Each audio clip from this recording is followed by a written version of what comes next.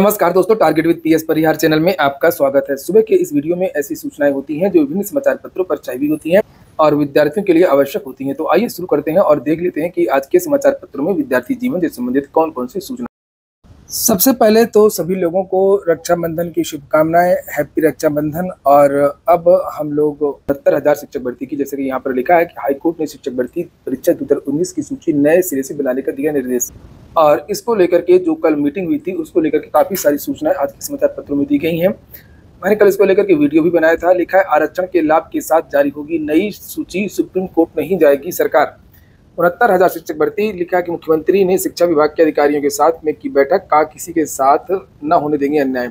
उत्तर प्रदेश सरकार ने 69,000 शिक्षक भर्ती के मामले में अपना रुख स्पष्ट कर दिया है। सरकार हाईकोर्ट के फैसले को सुप्रीम कोर्ट में चुनौती नहीं देगी, साथ ही किसी अभ्यर्थी के साथ अन्याय भी नहीं होने दिया जाएगा। यह भी तय किया है कि कोर्ट के आदेश का पालन करते हुए तैयार की जाने वाली नई सूची में आरक्षण के पात्र सभी अभ्यर्थियों को आरक्षण का लाभ मिलना सुनिश्चित हो और अन्य अभ्यर्थियों के साथ न्याय भी हो सके। लिखा मुख्यमंत्री योगी आदित्यनाथ ने इस विषय पर रविवार को बेसिक शिक्षा विभाग के अधिकारियों को बुलाकर के पूरे प्रकरण को समझने के बाद हाईकोर्ट के फैसले का पारदर्शिता से पालन करने का निर्देश दिया। बैठक में मुख्यमंत्री ने अधिकारियों को स्पष्ट निर्देश दिए कि शिक्षकों की भर्ती मामले में सुप्रीम कोर्ट के पर्यवेक्षण और इलाहाबाद की लखनऊ बेंच के निर्णय के आलोक में शिक्षक भर्ती कार्रवाई को पूरा किया जाए। मुख्यमंत्री ने अधिकारियों से यह भी कहा कि सरकार का स्पष्ट मत है कि संविधान में दी गई आरक्षण की सुविधा का लाभ आरक्षित श्रेणी के सभी पात्र अभ्यर्थियों को मिलना ही चाहिए, साथ ही किसी भी अभ्यर्थी के साथ अन्याय भी नहीं होना चाहिए। नीचे लिखा बता दें कि हाल ही में इलाहाबाद हाईकोर्ट ने काफी समय से चल रहे 69,000 शिक्षक भर्ती आरक्षण मामले में पुरानी सभी सूचियां रद्द करते हुए नए सिरे से सूची जारी करने का आदेश दिया। उसके बाद बेसिक शिक्षा विभाग शासन स्तर पर मंथन के बाद रविवार को मुख्यमंत्री ने अधिकारियों के साथ में बैठक की है। वहीं पर अखिलेश यादव का बयान भी आया है नए सिरे से बने न्यायपूर्ण सूची। और यहाँ पर लिखा कि जो विद्यार्थी प्रभावित हो रहे हैं, जिनको बाहर निकालने की बात की जा रही है, क्योंकि जो आरक्षित वर्ग के विद्यार्थी हैं उनका चयन ज़्यादा होगा तो निश्चित तौर पर जो सामान्य वर्ग के जो विद्यार्थी हैं वो इससे प्रभावित होंगे। तो उसके बारे में भी यहाँ पर लिखा कि बैठक में हाईकोर्ट के आदेश के क्रम में ये भी चर्चा हुई कि इस पर महाधिवक्ता से भी राय ली जाएगी और बेसिक शिक्षा विभाग आगे कार्रवाई करेगा। वहीं विभाग नई सूची तैयार करेगा, साथ ही इससे जो लोग प्रभावित होंगे उनके लिए क्या किया जाएगा, विभाग इसका भी प्रस्ताव तैयार करेगा, उसके बाद निर्णय होगा। बेसिक शिक्षा मंत्री का भी यहाँ पर बयान है। लिखा न्यायालय के आदेश के क्रम में नए सिरे से सूची तैयार होगी और प्रदेश सरकार सबको साथ लेकर के चलने का कार्य कर रही है।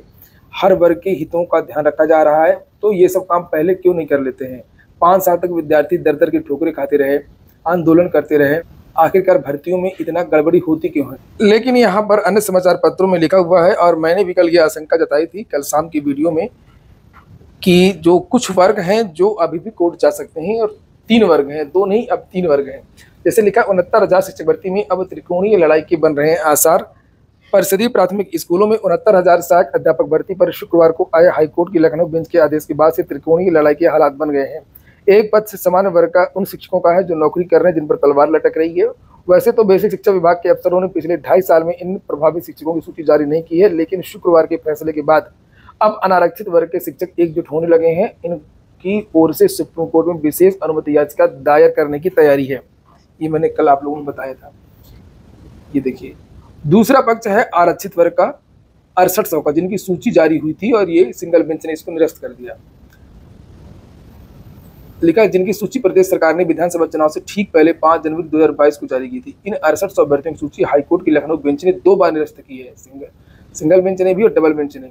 नीचे लिखा है कि 13 मार्च 2023 को सिंगल बेंच ने 6800 की सूची तो निरस्त की थी, लेकिन अनारक्षित वर्ग के उन अभ्यर्थियों के समायोजन के लिए नीति बनाने के लिए आदेश दिए थे जो वर्तमान सूची में शामिल हैं, 2 साल से काम भी कर रहे हैं, लेकिन पुनरीक्षित सूची जारी होने पर बाहर भी हो सकते हैं। 6800 की सूची निरस्त होने के बाद अब ये अभ्यर्थी सुप्रीम कोर्ट में कैविएट दायर करने की तैयारी कर रहे हैं। तो ये दूसरा वर्ग हो गया 6800 वाला, अगर इनका नाम नहीं आया सूची में। और नीचे लिखा कि तीसरा पक्ष वो पक्ष है जो 19,000 सीटें मांग रहा है। तीसरा पक्ष आरक्षित वर्ग के उन अभ्यर्थियों का है जो इस भर्ती में 19,000 सीटों पर घोटाले की बात कर रहा है। इन अभ्यर्थियों का कहना यह है कि भर्ती में पिछड़ा वर्ग के अभ्यर्थियों को 27% की जगह 3.86% तथा अनुसूचित जाति वर्ग को 21% की जगह सिर्फ 16.2% आरक्षण दिया गया। जबकि हाईकोर्ट ने 6800 की सूची निरस्त करते हुए नए सिरे से चयन सूची बनाने के आदेश दिए। तो 3 साल से आरक्षण की लड़ाई लड़ रहे इन अभ्यर्थियों का उत्साह अब और चरम पर है। इसकी लड़ाई सुप्रीम कोर्ट तक लड़ने पर ये अड़ गए हैं। तो इस बात की आशंका जताई भी जा रही थी। मैं शुरू से ही कह रहा था कि सरकार पहले भी सिंगल बेंच के आदेश के पहले भी सरकार सुप्रीम कोर्ट नहीं गई थी, लेकिन भर्ती जो है हाई कोर्ट पहुंच गई थी। सरकार भले ही हाई कोर्ट न पहुंची हो, और ऐसा लग रहा है कि अभी तो लोग सूची का इंतजार कर रहे हैं, और जिस भी किसी का नाम नहीं आया तो जो विद्यार्थी हैं वो सुप्रीम कोर्ट चले जाएंगे। अगली सूचना है शिक्षा सेवा चयन आयोग की। कार्यवाहकों के भरोसे नया आयोग चलने को मोहताज। चयन आयोग जो नया बना है, शिक्षा सेवा चयन आयोग, वो भले ही बार बार कह रहा हो कि हम परीक्षा को साल के अंत में करवा लेंगे, लेकिन मैं शुरू से कहता रहा हूं कि पेपर में देरी हो सकती है और टीजीटी की पीजीटी की जो परीक्षा वो अगले साल जा सकती है। और जब लोग परीक्षा को जुलाई में बोल रहे थे, अगस्त में करवाने के लिए बोल रहे थे, तब भी मैंने कहा था कि ये परीक्षा नवंबर से पहले नहीं हो पाएगी। और यहाँ पर देख सकते हैं कि अभी कितना मामला अभी धीमा चल रहा है, लेकिन 7 साल से बन रहा उत्तर प्रदेश शिक्षा सेवा चयन आयोग एक कदम चलने को मोहताज है। 6 साल की लंबी जद्दोजहद के बाद कैबिनेट ने 1 अगस्त 2023 को नए आयोग की मंजूरी दी थी। उसके साल भर बाद भी आयोग कार्यवाहक अध्यक्ष के भरोसे है और अब तक परीक्षा नियंत्रक की तैनाती नहीं हो सकी है। यही नहीं, वित्त नियंत्रक से लेकर के उप सचिव तक कार्यवाहक ही है। यहाँ पर सब पूर्णकालिक अध्यक्ष और अधिकारियों के न होने से चयन की प्रक्रिया भी शुरू नहीं हो पा रही है।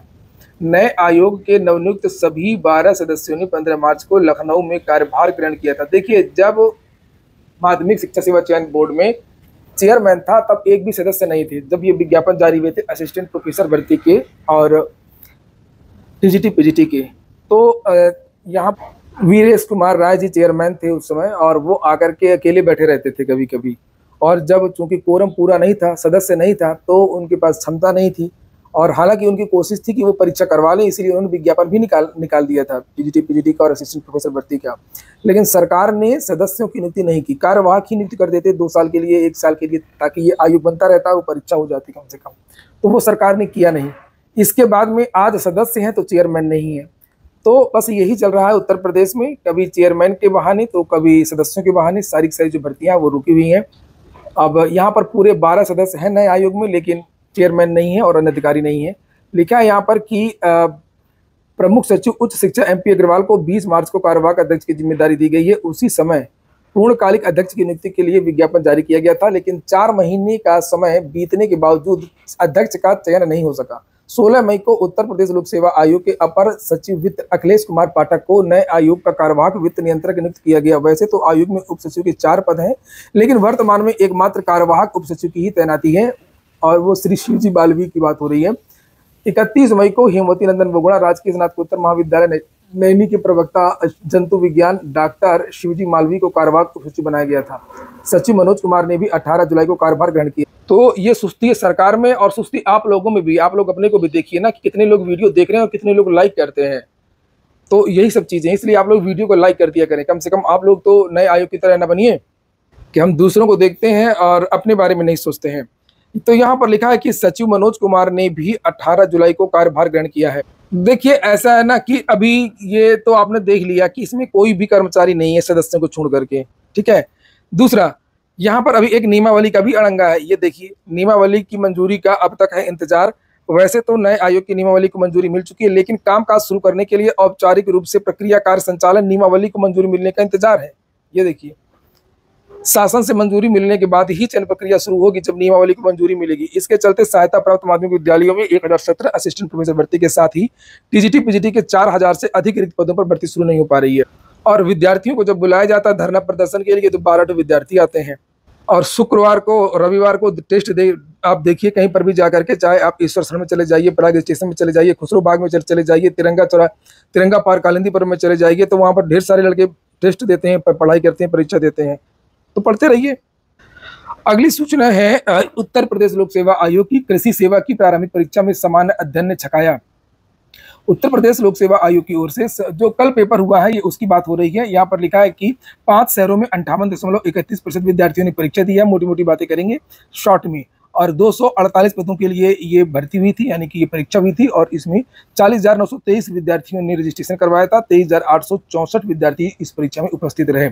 सबसे ज्यादा उपस्थिति प्रयागराज में रही, बताया जा रहा है 62% विद्यार्थी उपस्थित रहे। पेपर की पैटर्न की बात करें तो पेपर नॉर्मली आया था, ना बहुत कठिन था ना बहुत आसान था, और इसको थोड़ा सा आसान में ही इसको रखा गया है।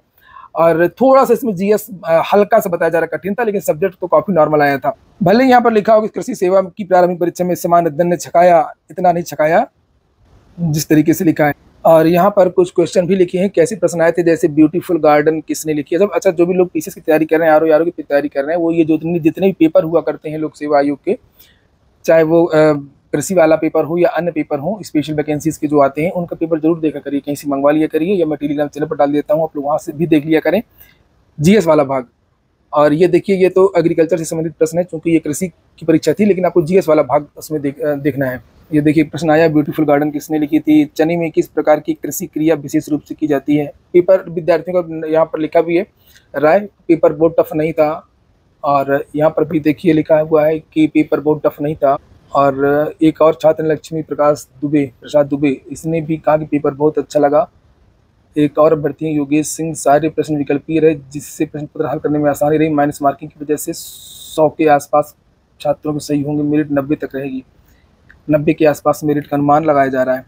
चलिए बात होगी अब कांस्टेबल भर्ती की। कल एडमिट कार्ड जारी हो जाएंगे। लिखा है एसटीएफ और जिलों की पुलिस साल्वर गैंग, नकल माफिया गिरोह, पेपर लीक गिरोह आदि की कड़ी निगरानी कर रही है। पूर्व में आयोजित प्रतियोगी परीक्षाओं आदि के पेपर में गड़बड़ी करने वाले अपराधियों को चिन्हित करके पैनी नजर रखी जा रही है।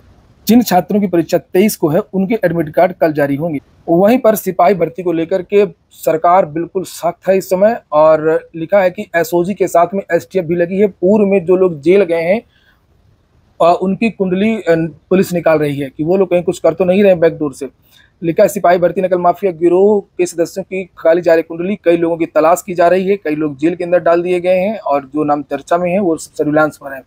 4 दिन बाद शुरू हो रही सिपाही भर्ती परीक्षा को सकुशल संपन्न कराने के क्रम में नकल माफिया गिरोह के सदस्यों की कुंडली निकालने का काम शुरू हो गया है। एसओजी के साथ ही एसटीएफ की स्थानीय यूनिट भी पता लगाने में जुटी है। परीक्षाओं में धांधली के मामले में पूर्व में जेल भेजे गए आरोपियों की मौजूदा गतिविधियां क्या है, मैनुअल व सर्विलांस दोनों तरीकों से उन पर नजर रखी जा रही है। सिपाही भर्ती परीक्षा का पूर्व में पेपर लीक कराने वाले गिरोह का मास्टरमाइंड राजीव नयन मिश्रा मेजा का रहने वाला है, और यह बात सामने लिखापड़ी में भी आ चुकी है कि पेपर लीक कराने में उसके साथ प्रदेश के अन्य जनपदों के उसके करीबियों के साथ ही प्रयागराज के 5 लोग शामिल हैं। इनमें से राजीव नयन के अलावा कई लोगों के यहाँ पर नीचे नाम लिखे हुए हैं, और लिखा इन परीक्षाओं में इनके नाम आ चुके हैं। जैसे लिखा आरओ, इस यूपी प्रारंभिक अर्हता परीक्षा पेट की बात हो रही है, एसएससी मल्टीटास्किंग स्टाफ, शिक्षक पात्रता परीक्षा, ये सुपर टेट की बात हो रही है, सीटीटी की बात हो रही है, टीजीटी की बात हो रही है, और यूपी बीएड की बात हो रही है। लिखा है सूत्रों का कहना है कि परीक्षाओं में धांधली के मामले में ऐसे लगभग 70 लोग रडार पर हैं। मैनुअल व सर्विलांस दोनों तरीके से उनके बारे में जानकारी जुटाने में यूनिट लगी हुई है। नाम न छापने की शर्त पर एक वरिष्ठ अधिकारी ने बताया कि टीमें गोपनीय तरीके से ऐसे लोगों पर गतिविधियां नजर रख रही हैं जिनका नाम पूर्व में परीक्षा की सिनमारी में आ चुका है। स्थानीय पुलिस के साथ ही स्पेशल ऑपरेशन की टीमें भी लगाई गई। कुछ वैकेंसीज की सूचना है। गेल इंडिया लिमिटेड में 413 पदों पर भर्ती आई है। आप 7 सितंबर तक आवेदन कर सकते हैं। सुप्रीम कोर्ट में भी भर्ती आई है। जूनियर कोर्ट अटेंडेंट के पदों पर 12 सितंबर इसकी लास्ट डेट है, और लेकर 18 से 27 के बीच में युवा आवेदन कर सकते हैं। sci.gov.in। आयकर अपीली अधिकरण में 32 पदों पर भर्ती आई है। Haryana staff selection commission HSSC से भी भर्ती आई है। 369 पदों पर असिस्टेंट लाइनमैन, कांस्टेबल व अन्य पदों पर भर्ती है। इसकी भी लास्ट डेट यहाँ पर 6 सितंबर है। इलाहाबाद विश्वविद्यालय में इस बार रिकॉर्ड पर रजिस्ट्रेशन हुआ है। इलाहाबाद विश्वविद्यालय में स्नातक में दाखिले के लिए रविवार शाम तक 73,611 ऑनलाइन पंजीकरण कर दिया है। इनमें से 67,572 ने कोर्स का भी चयन कर लिया है। 38,161 ने पंजीकरण शुल्क भी जमा कर दिया है। संयुक्त शोध प्रवेश परीक्षा के लिए 10,394 विद्यार्थियों ने पंजीकरण किया है। सभी लोगों को राखी की शुभकामनाएं। लिखा है भद्रा ने इंतजार बढ़ाया, राखी का मुहूर्त आज दोपहर 1:30 बजे से। आज की वीडियो में इतना ही। पूरा वीडियो सुनने के लिए बहुत बहुत धन्यवाद।